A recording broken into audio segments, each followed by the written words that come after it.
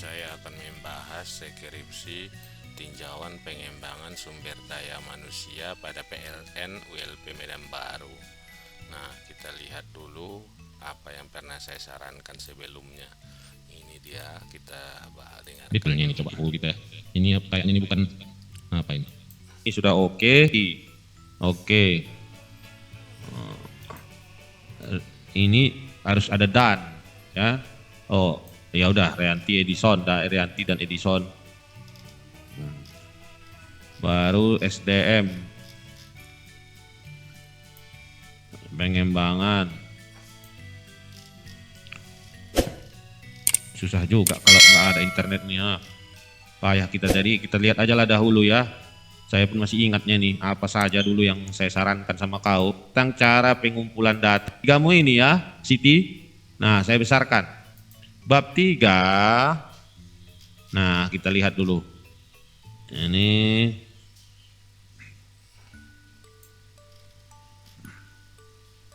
Nah, kita lihat bab 3 ini. Rancangan penelitian deskriptif. Ya, betul. Tinjauan pengembangan SDM pada PT PLN. Tempat, nih, udah. Waktu, primer, sekunder, teknik pengumpulan data, observasi, wawancara, analisis data. Apa teknis analisis datanya?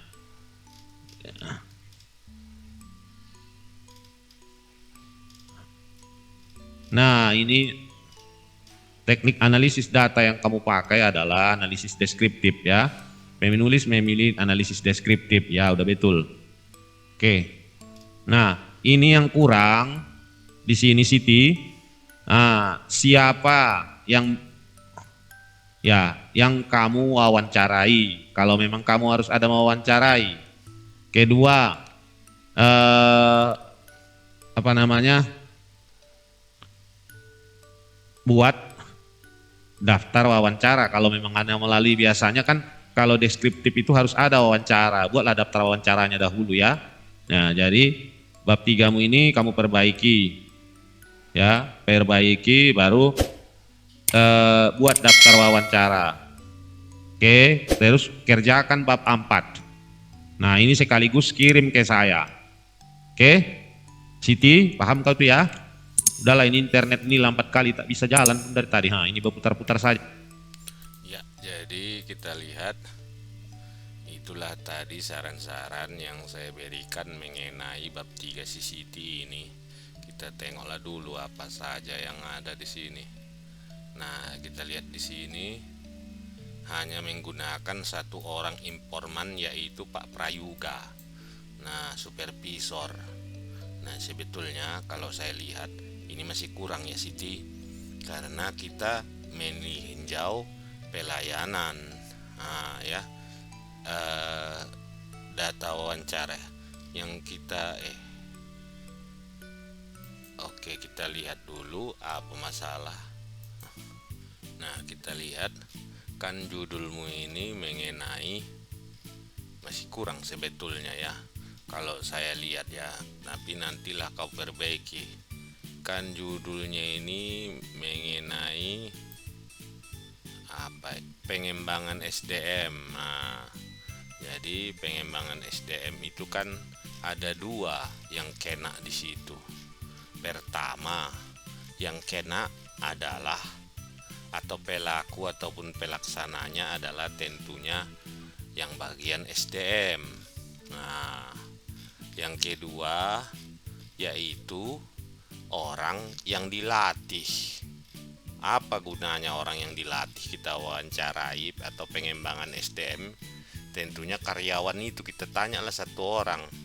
Apa gunanya? Kita gunanya memverifikasi atau mengecek ulang apakah seperti yang diberitahukan oleh pihak manajemen atau pihak pelatihnya. Apakah memang benar seperti itu? Kita bukan mencari kesalahan, tapi kita sebagai peneliti wajib kita menceritakan kebenaran ya. Nah, kita lihatlah bab 4-mu ini. Itu pun nanti kalau kau mau menambahnya ya, tapi saran saya, karena kalau ada waktu, saran saya buatlah untuk supaya bagus juga nya teamu ini ya, supaya mantap dia. Jangan dia kalau seperti ini kan kita tidak seimbang, kita hanya menceritakan apa yang dikatakan orang itu, padahal kita juga baiknya mengcross check, bukan kita mau mencari kesalahan, mengecek saja apakah sesuai seperti itu atau tidak ya. Nah, kita lihatlah di sini dulu hasil bab 4, gambaran perusahaan. Saya bingung apakah penulisan PT seperti ini. Coba dulu ya, penulisan PT yang benar. Atau kita ini betulan PT Telkom Indonesia.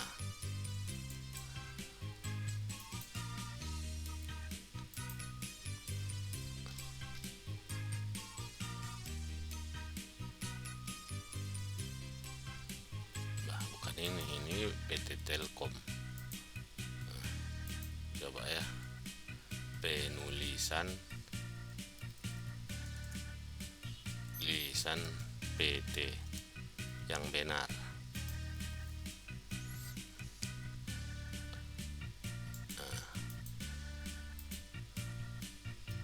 Kita tengok dulu macam mananya ejaan yang benar. Banyak kali nih, kita carilah Fin PT.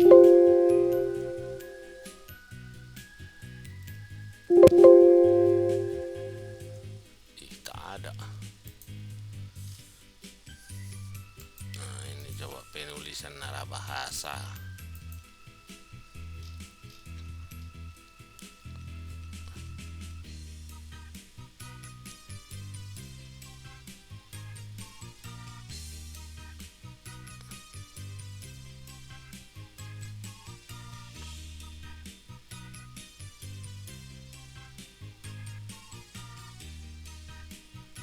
Kata persero, oh memang harus dibuat kata perseronya.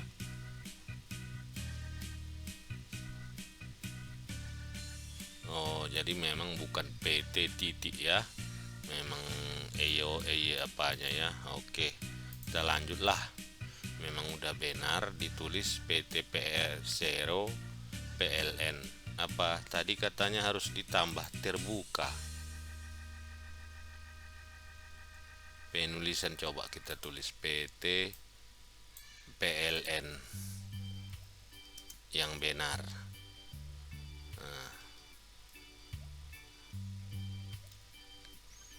Oh, memang PT PLN garis dalam kurung Persero. Ya udah, kalau memang benar.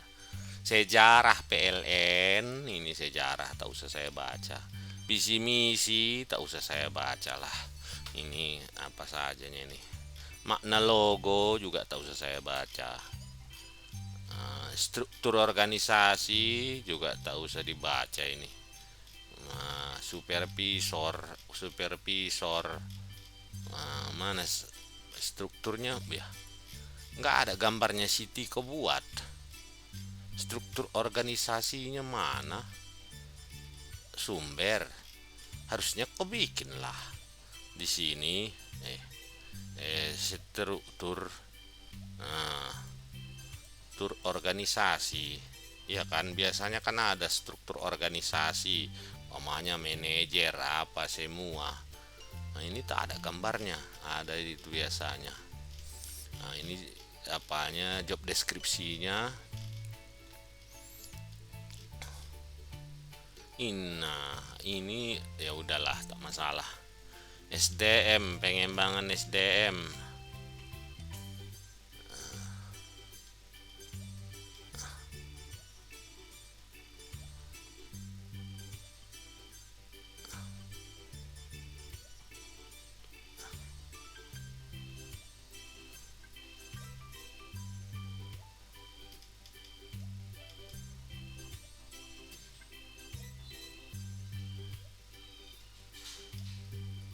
Manfaat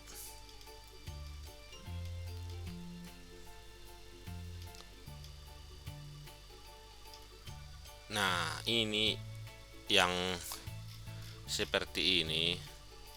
Jadi ini kesannya kalau aku lihat ya, Siti. Ini semua yang kau tulis ini seperti bukan hasil wawancara.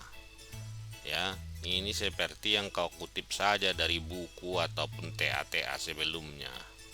Nah, jadi pengembangan SDM seperti bercerita kamu bikin. Menurut siapa narasumber mengatakan. Nah, jadi ada di sini pengembangan SDM merupakan satu program.